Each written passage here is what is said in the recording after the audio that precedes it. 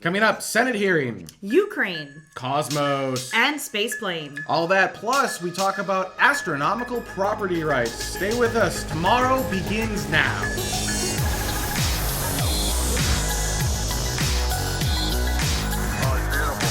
Flag up now, and you can see the stars and stripes.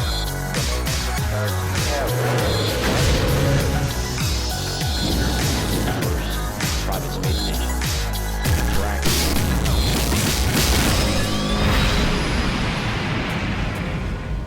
And welcome to Space Vidcast episode 7.07 for Saturday, March 8th, 2014. My name is Benjamin Higginbotham. With me, as always, the beautiful, lovely, wonderful, talented, and Carrie-Ann wife of mine, Carrie-Ann Higginbotham.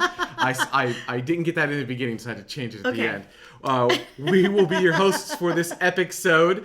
Before we get started, we'd like to thank the Space Vidcast Premier members. These are people who have dedicated at least $10 for this specific episode available at patreon.com/spacevidcast. These guys are what are sponsoring this first news part of the segment. They're what make this show happen. And for more information, and if you'd like to become a Space Vidcast Premier member, please go to patreon.com/spacevidcast for more information on that. So let's go ahead and get started with some space news. I think the big thing that really happened this last week was the Senate hearing over the EELV, or Evolved Expendable Launch Vehicles. This was on Wednesday, March 5th, 2014, so just a few days ago. This was between Michael Gass, who's the president of United Launch Alliance, the conglomerate between Boeing and Lockheed Martin, and Elon Musk, the CEO and CTO of Space Exploration Technologies.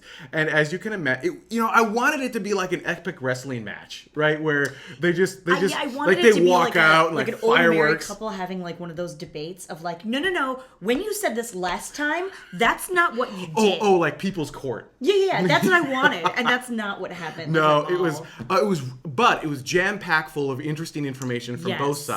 So if you rather than cut this up into little itty-bitty sound bites, it is like an hour and a half. It's actually worth going in and watching the whole thing. You can find it on YouTube. We'll add a link to it in the show notes.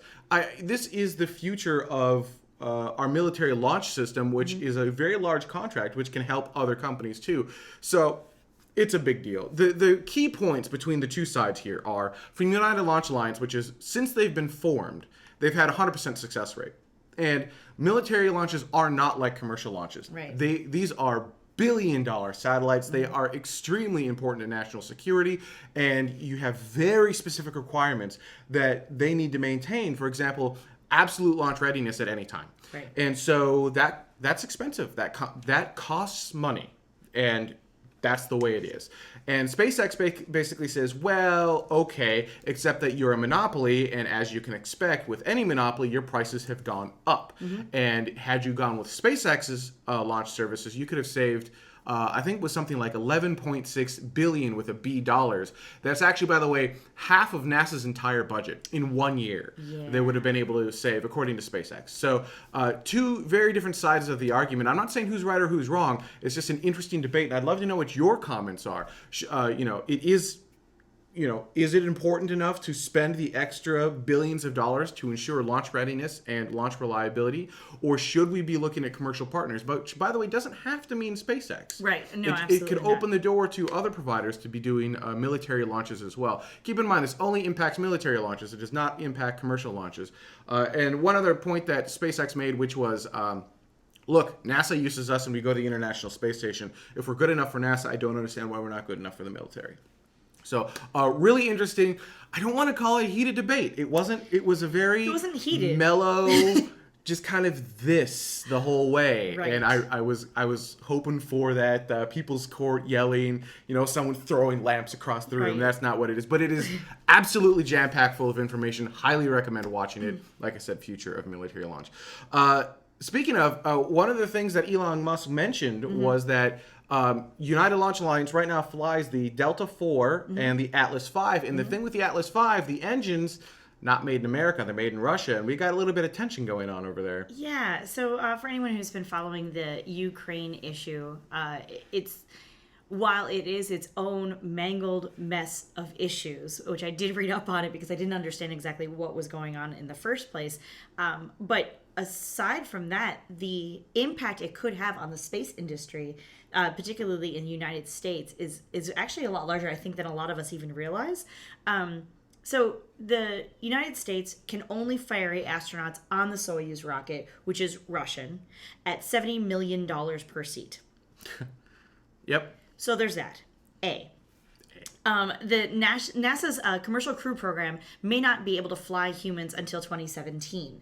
So it's 2014 now. That's 3 years from now. That's kind of a big gap, considering that NASA, the United States, hasn't flown humans on their own rockets, NASA's rockets or U.S. rockets, really, since 2011. So that's a huge gap. Retired in the space shuttle. On the space shuttle. The commercial crew program currently has Boeing, SpaceX, and Sierra Nevada, who are developing crew-capable rockets and spaceships. But as you mentioned, all of those companies are at least out till 2017. At least 2017. Yep. And even when you're looking at the current U.S.-made or U.S.-companied rockets, of those, the Atlas V, as you were talking about, uses the Russian-made RD-180s, and the Antares rocket uses Ukrainian-built first stage. So those two are like straight out, even if we wanted to try and bring everything back to the U.S. anyhow. Well, they don't have to be, but they could be. Right. So it's a really odd sort of situation that we, as the United States space industry, is having right now. Because Russia could theoretically just cut off ties and be like, you know what, it's cool. I know you paid for those seats, but we don't feel like flying astronauts anymore. Now, it is more complex than that, though, because keep in mind, if they do Absolutely. that, we can cut off their areas of the International Space Station, which would be power and communications. So it's not like, Right. I'm not sure that any of that will happen, but it does raise some interesting points of, we've had this amazing collaboration with Russia for so many years, and now we've got this tension with Russia. What if things start to break down? What happened to the Atlas V engines? Exactly. What happens to the engines for Orbital's Antares rocket? What are the future of these things? Which is part of Elon Musk's point, which is get rid of the Atlas V, use the Delta IV, which uses U.S.-based Pratt and Whitney Rocketdyne engines. It uses Rocketdyne engines. So yeah. It's a little frustrating, and the other thing that's sort of just putting a bad smell on this entire situation for, again, the United States human flight programs is that Congress has decreased NASA's CCP, or the commercial program's funding requests, by about 50% each year, and the first commercial flight, has been postponed for more than 3 years, up to 2017. So it's just really frustrating right now. It would be really nice if Congress just decided to, you know what, you're right, maybe we're doing some stupid stuff here. Why don't we just give NASA all the money that they're asking for? And then they can dole it out as need be. And then, Boeing, SpaceX, and Sierra Nevada can just pop these suckers out, no problem. Yeah, so Ghost to 2501 asked, with the Saying. shuttle decommissioned and tensions between U.S. and Russia, could U.S. build a new shuttle craft? Well, actually, Sierra Nevada is working on a little miniature shuttle that will still be able to ferry 7 astronauts. Ironically, though, it launches on top of a Atlas V rocket, which uses those Russian engines. Right. So That's the issue. now there's little reason they couldn't move it over to a Delta IV, right? They'll just have to change some of the ferrying and interconnect systems, but that's an engineering challenge, absolutely overcomable. So it's completely possible to do that. But again, they're out till at least 2017, which means Right. we got a 3-year gap here. Right. So, It's rough. It's rough right now. It's a little bit scary. it could be that space ends up being that kind of unifying thing, because I don't think Totally. Russia wants to give up that $70 million per seat. Right. I think one seat basically pays for the entire flight, and they get the other 2 for free Yeah, for the most part. basically. So I don't think Russia really wants to give that up. So I don't know what's really going to happen, but interesting nonetheless how all of this is intertwined and kind of comes together. Now, on some better notes and some cooler notes, for those who loved the original Carl Sagan, A Personal Journey, the new version of Cosmos by Dr. Neil deGrasse Tyson, A Space-Time Odyssey, comes out tomorrow. Awesome. Oh, I'm super excited. Now, some people got to watch this in advance and see the pre-run show. I am uber excited about this. I think hopefully this will get people really, really excited about space, the stars, the cosmos, right? And I'm gonna watch it. We've got our DVR set to record it. It's tomorrow. It's Sunday. It's on the Fox network in the U.S. I'm pretty sure there's worldwide distribution of it. If you search for Cosmos online, there's just a ton of channels that'll be covering there's like this. 8 channels. It's a joint effort between National Geographic channels, their own different channels, and Fox channels, which is really exciting. So they are doing a really huge effort to try and reach as many people as possible. This isn't just like a silly little Fox thing, or what have you. This is a real effort, and I'm really proud of them. I'm going to whip through. I want to get through all these news stories, so I'm going to whip through them fairly quickly so that we can get through all of these. Space planes. We're familiar with Virgin Galactic, and we're familiar with X-Corp. We've talked about those a lot on the show. Well, here's another one. This is from Airbus Group. This is something that they're planning on hopefully building. Now, they may not operate it themselves. It may actually be operated by other space tourist companies. This was designed in 2007. The reason we're bringing it up is they've got a model of this. It's a 4.6 meter scale model. They're going to bring it up to 11,887 meters and drop it from a helicopter. This is about 1/4 the actual size of the spacecraft. There you can see the model that they're going to be dropping. Now, the way this will work is going to work, it's a space plane, so it's going to the non-model version of this is going to fly up to 11,887 meters, and then from there it uses rockets on board to bring it up to 59,741 meters. So it's a suborbital space plane that you'll be able to go around in, and there's this... you can search for a video on that. It's really cheesy. We chose not to air it with like those like astronaut kind of like looking like I'm an astronaut now. But so they're working on that. And then the interesting thing is how long it's going to be in between these drop tests. So the first drop test, if I didn't say, it was going to be May, and it will be in Singapore. The drop test after that, if that goes as expected, next year, 2015. Yeah, but so maybe I don't know. I don't know why the delay. Maybe it's just data gathering, figuring out what they need to tweak. But, moving towards a third major spaceplane manufacturer. Awesome. Yeah, go back 10 years. Yeah. Imagine being like, 3 competing companies for spaceplanes. No, not so you much. wouldn't even think that. No. The original wooden shuttle mock-up may be moving. This is currently in Downey. That's actually, they have it. Well, there you go. There you see it. That's what it looks like. It is not Pathfinder. That's actually, I was mistaken. I was talking to Tim a while ago, and I'm like, oh, dude, it's Pathfinder. He's like, no. This is before Pathfinder. Pathfinder being the mock-up that they had to make sure that the shuttle could make it all the clearances, make it into the VAB. This was well before that. This is actually a wooden mock-up of, here's kind of what we think it might sort of kind of look like. Has like one wing, and it's right here in Downey, and they're going to be moving it. And there's no say as to if they're going to protect it or what they're going to do or what's going on, but they're going to begin relocating the shuttle mock-up next week into a maintenance yard.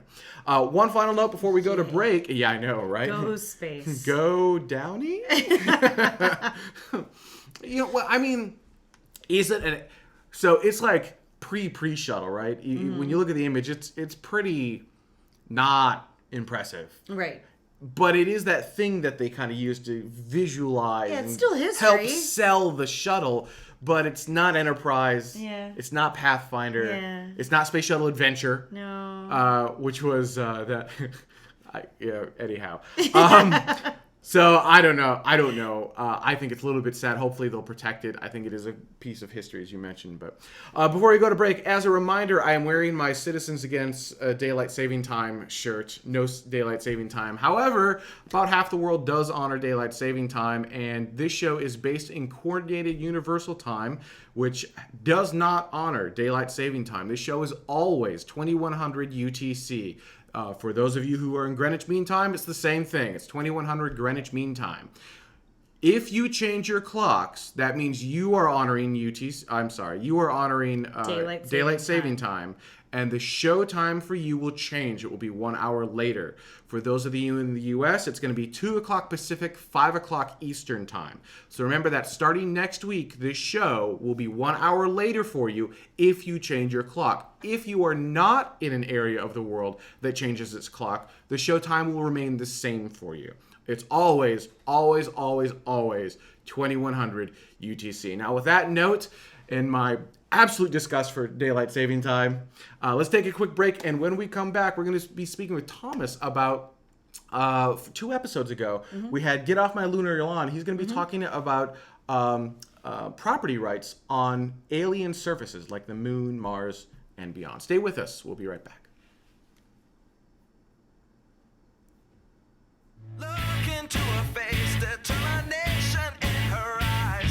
She won't give up or quit or fall for little fashion lies. Filled with awesome expectation, this girl's a fascination. And nothing in her way will keep her from her destination. 'Cause she's fire walking, she's fire walking. When it's hot, she keeps on moving. Through the heat, keeps on improving. Yeah, she's fire walking, she's fire walking to be free. Now, 2 weeks ago or so, oh no, I can't even go into that yet. I'm a terrible human being. For this segment of Space Vidcast has been sponsored by and brought to you by the Space Vidcast patrons who are at the producer level. That's anyone who's paid anywhere between $5 to $10. So these are the Space Vidcast producers who are making this section of Space Vidcast go. Remember, Space Vidcast does take time and money to produce, and it's people like this that help bring this show to you. So a huge thank you to all of the Space Vidcast producers who help make this show happen. And if you'd like more information on how to help Space Vidcast continue to produce shows, go to patreon.com/SpaceVidcast. All right, so let me get back into my main train of thought. 2 weeks ago, we had our show, Get Off My Lunar Lawn, and there was a fantastic comment by Thomas, who is a law student, and it was really long talking about it, and I didn't want to not bring it onto the show, but I also couldn't bring it into the comment section because it was too long. So instead, we said, Thomas, would you please join us on Space Vidcast? And he said, absolutely. So Thomas, thank you so much for joining us live on Space Vidcast. Let's talk a little bit about property rights on places like the moon and Mars and beyond. So first, can you talk a little bit about your comment that you left on last week, or the show 2 weeks ago? Okay, there's a number of things that I said in that comment, as you mentioned. But the main thing about property rights is the one thing that's the Outer Space Treaty, which is the main piece of legislation in space law. It's often referred to as the Magna Carta of space law, is that national governments cannot lay claim to celestial bodies. National appropriation by any means is completely and utterly banned. That further extends to private corporations because the governments have responsibilities regarding to private individuals and private companies. So the general question then comes is, what does that mean in regards to property rights? You discuss the idea of a Bigelow hotel, and can you own the land that that's on and maybe have an exclusionary zone around it? Most people, and in fact the leading textbook on space law says that you can't have legal title to immovable property without de facto national appropriation of territory, which obviously presents a problem. Because law as it is at the moment says that you can't own the moon. And you mentioned not just you can't own the moon, the government can't own the moon, and through that, private entities also can't own the moon. Right. Exactly, and that extends to all celestial bodies. I mean, there are people who will argue that you can extract title to property through a different mechanism, but that's generally not accepted by most people. Because obviously John Locke argued that you can take a title to property by mixing your labor with the soil, which is what he said in his book. That's generally not regarded. Most people regard title as coming from the government. It's something that's recognized by your government, and therefore it's an act of national sovereignty, which is specifically banned by the Outer Space Treaty. As far as mineral resources go, that's a bit more of a tricky area that people don't necessarily have a definitive answer for. It's generally agreed that taking, say, water in order to fuel and hydrate your spacecraft and astronauts would be acceptable. Doing it for commercial purposes is a tricky gray area that there's a lot of debate on, but there aren't any real definitive answers. How is any of this enforceable? So let's just say Bigelow goes to the moon and they say, okay, I put my base here. I lay claim to the moon. Stop me. Well, it's enforceable in the sense that it would be enforceable on Earth. He would need a license in order to launch his rocket in the first place, and there's the possibility of not giving him the license, so he wouldn't be able to launch it. And then, unless it's going to be a self-sustaining space hotel from the get-go, and you're not going to send any tourists to it, because any subsequent launch to resupply it or send tourists to it is also going to require a license. And you can deny them the license because all the governments of the launching states are responsible for the launches. I think. Plus, you can put sanctions on his company as it exists on Earth. I think in our chat room, Chris But Radcliffe it is brought. generally agreed- I'm sorry. Go ahead. It is generally agreed that once a colony got going on, say, Mars, it would develop its own legal culture, and this sort of stuff. The space law as it exists now would have to accept the existence of the colony. But it's how do you get that started? Yes. When you're dependent on getting a launch license from, say, the U.S. government. Yeah, and actually that was kind of what Chris Radcliffe was saying in the chat room to a point. He said earthbound governments can't own property, but a new government formed on a new body can then grant titles. So if we somehow get to the moon, the government can't own that, but you could, in theory, start a new government for the moon on the moon from the people you've sent to the moon. Does that make sense? So it's getting a colony started. So at that point, that gets complicated. So it's a chicken egg scenario. Is there a way around this, or do we just have to do it and work it out as we're going? Well, there's lots of debates about it, and there's certainly plenty of academics who write on this issue. As far as asteroid mining goes, I think that somebody just needs to do it, and then it will get dealt with that way. If deep space industries or planetary resources go and bring back some material, then it will just have to get dealt with. But otherwise, I think it's just going to go around in circles as a debate. Because there are two groups of people who feel very strongly about it. You've got one group who most of us would sympathise, who want to allow asteroid mining because the only way you're going to build colonies on Mars is if it's economically viable to do so. But you've got another group who are dead set against it and want to ban it as much as possible. So I think somebody just needs to be bold and go and do it. But we are talking about an awful lot of money if you wind up being on the wrong side of the law.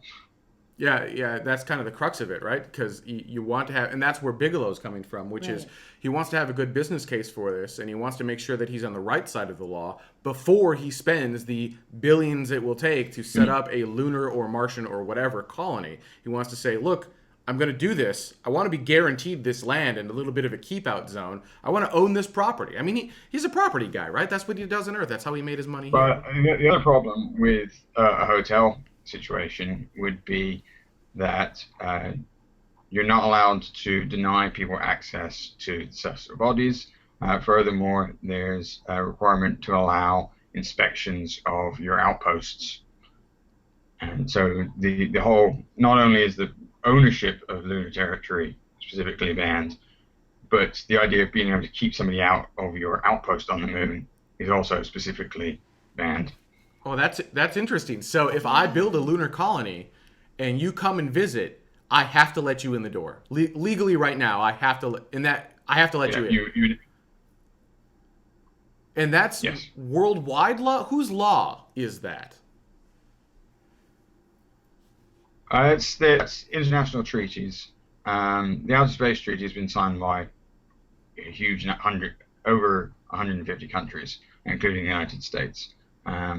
There are a couple of other treaties that have been signed up by large numbers of countries, but not everybody.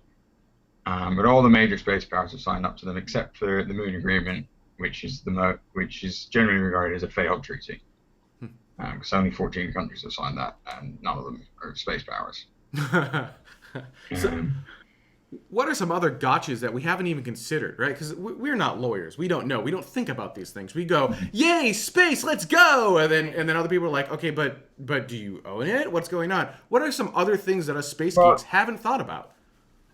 one of your stories was on space planes. Yes. Space planes will have the difficulty of they're both aircraft and they're space objects. So they will be subject to both aviation law and space law, which is the contradiction of the fact that space objects are allowed innocent passage, which means they can fly through somebody else's airspace on their way to outer space. However, an aircraft is subject to territorial airspace. So it's legitimate for a country to say, no, you can't fly your aircraft through our airspace. But they couldn't do the same thing for a space object. So you have a situation where your space plane is subject to both aviation law and space law, and there's quite a lot of contradictions between the two. So that's something that needs to be resolved. There's also the issue that, for legal purposes, there's actually no boundary between space and the atmosphere. While scientists have got some definitions where it begins, there's no, so it doesn't say that outer space starts at 80 kilometers, for example. There's no definition given as to where the boundary is. That seems weird to me. Like, how do you create law or rules when you don't have a boundary set from a legal standpoint? Right. Or has it never been a requirement before? We haven't hit that. We're just now starting to hit It's never really been a requirement. There's a clear definition of aircraft in the Chicago Convention of 1944. And space vehicles as we've had them yet have not fit that definition. It's thought that we could go with I favor taking the objective. So a vehicle that's going to outer space to do outer space things would be considered a space object. But that's not a generally agreed upon thing. But it seems to make sense to me.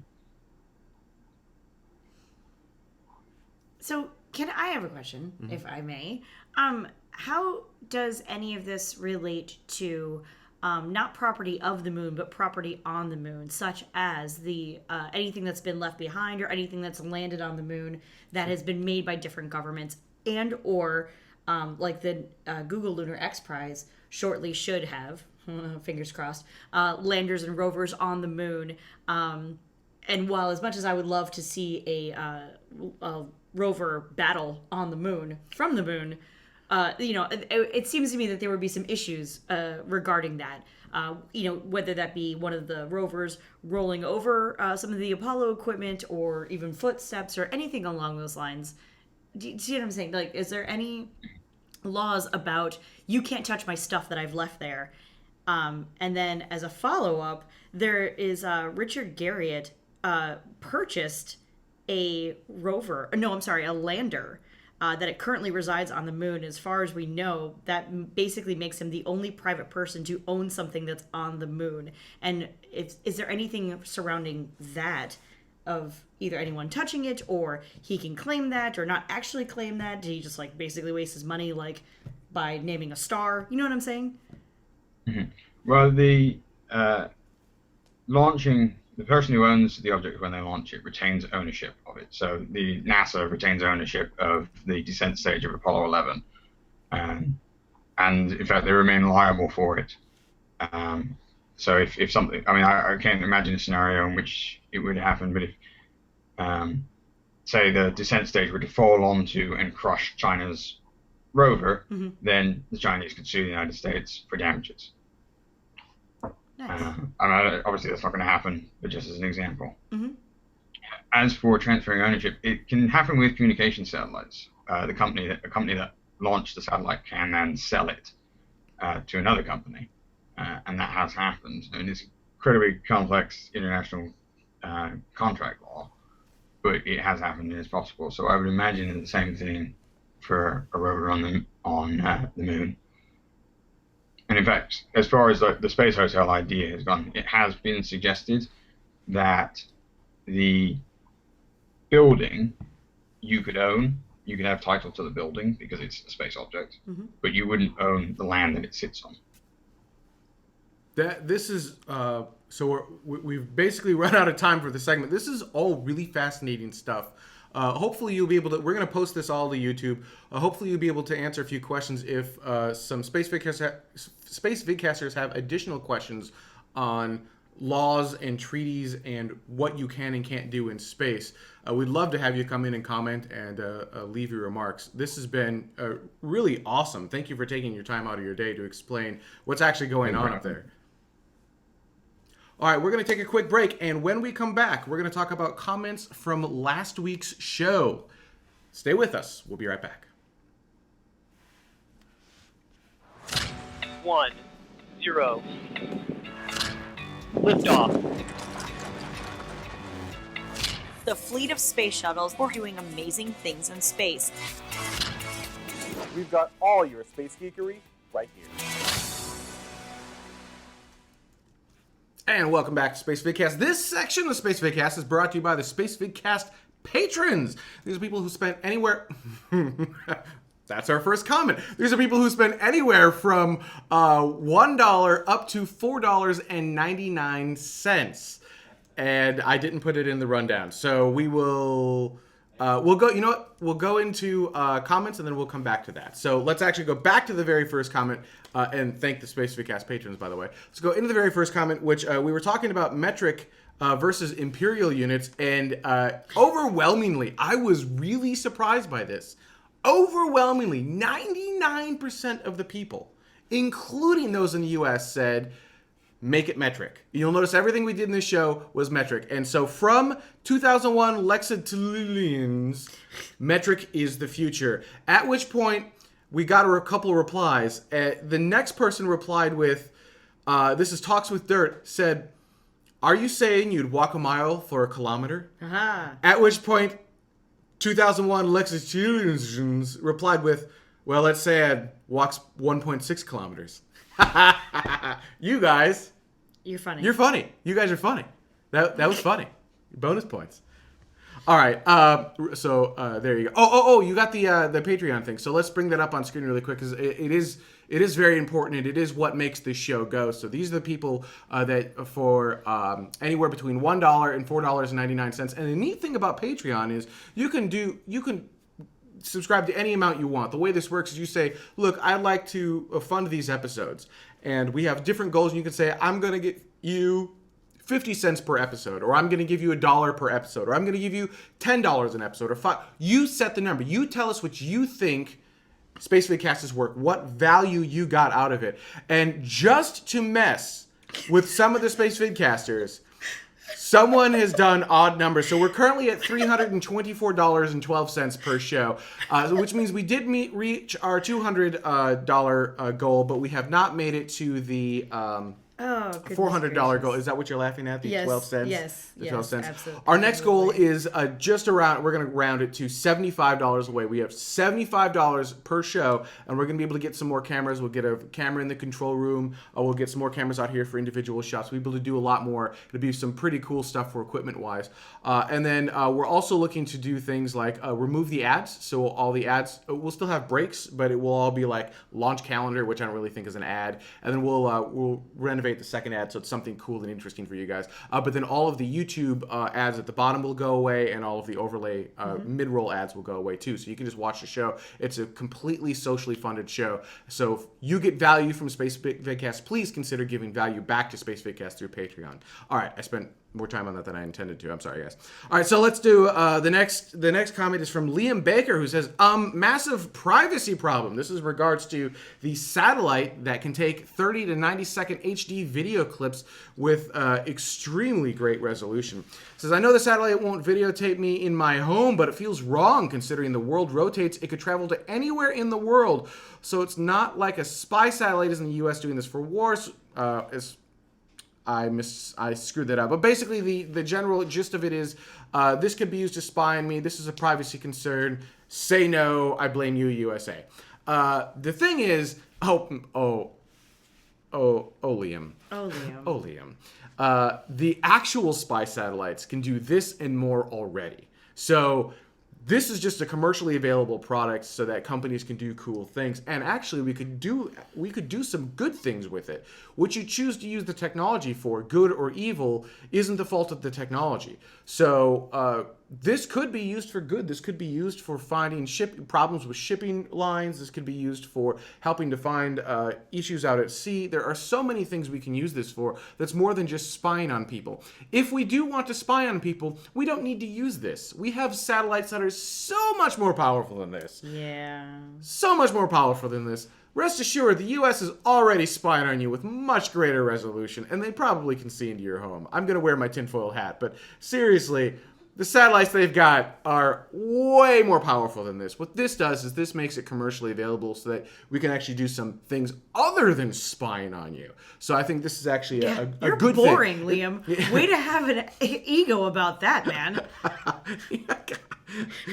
We're being mean to Liam for some reason. I'm sorry, Liam. I didn't mean to be That's not mean. you. Didn't mean to. It's us. It's not us. you. It's us. It's a little bit you.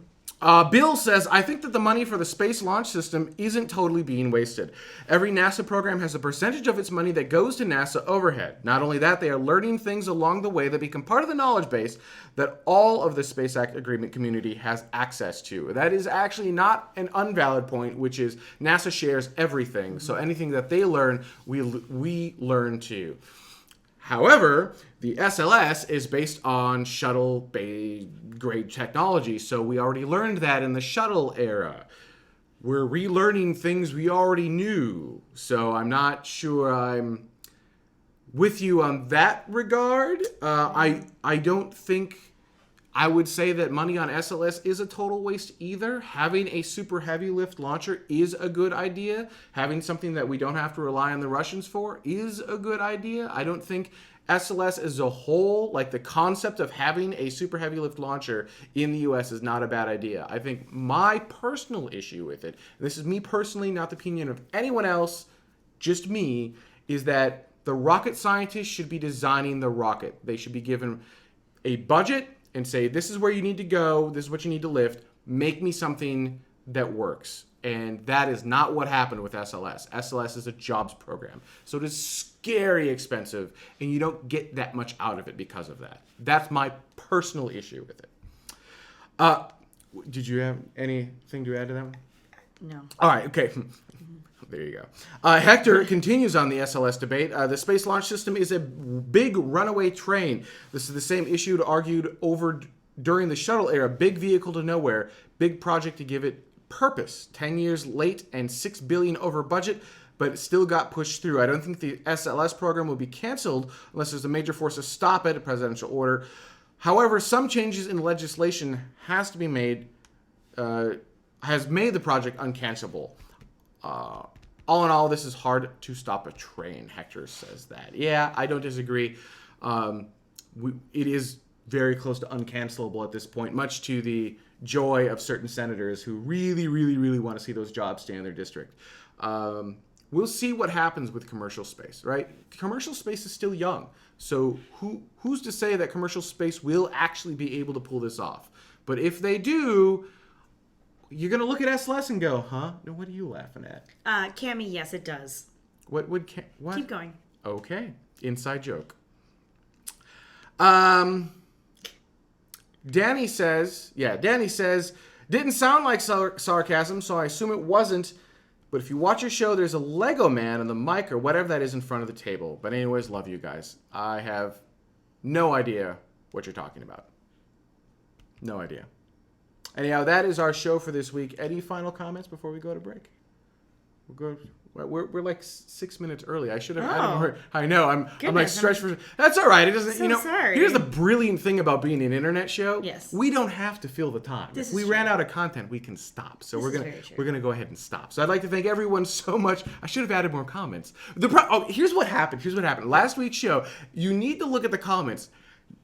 80% of them are about metric. Right. And they're all like, yes, use metric, yes, use metric, yes, use metric, yes, use metric, yes, use metric. And there were no launches, so I didn't get to use metric all that much. I got to talk about it on the space plane, and that was it. And then Thomas used metric as well, so that was awesome. So it was an all metric show. Yay. But yeah, that was like all, and I didn't want to say, I should have just had like 30 comments of yes, use metric, yes, use metric, yes, use metric. All of these people said yes. Yes, use metric. So when we use metric, you can blame them. So SpaceVidcast will be using metric from now on. That will be the official measurement standard for SpaceVidcast. I think we're getting some huzzas from around the world. As is coordinated time. So 21, yes, no huzzas. No. Coordinated time, also our official metric. And one more time, as a reminder, daylight saving is kicking in. So if you change your clock, you're going to have to do it there. And again, thank you to all the SpaceVidcast patrons who help make this show go. Patreon.com/SpaceVidcast. I cannot tell you how important that is to the continued success of this show. It really, truly helps make it go. Here's once again the SpaceVidcast Premier members who are helping make this happen. Then we've also got the SpaceVidcast producers. So the Premier is $10 and up.